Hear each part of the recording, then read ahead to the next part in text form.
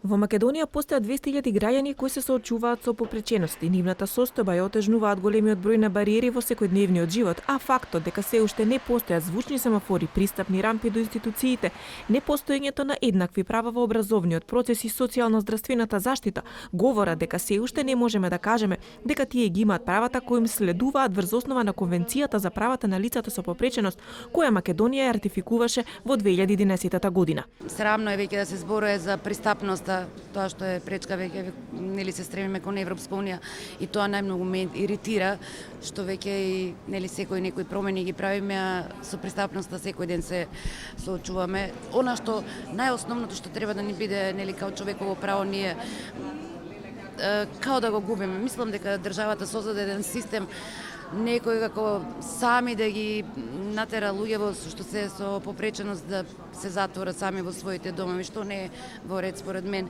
Лицата со попречености едногласни се во барањата за нивните права. Еднаквоста која им е загарантирана со Конвенцијата се уште е за нив отсутна, па остварувањето на нивниот сон често оди многу споро.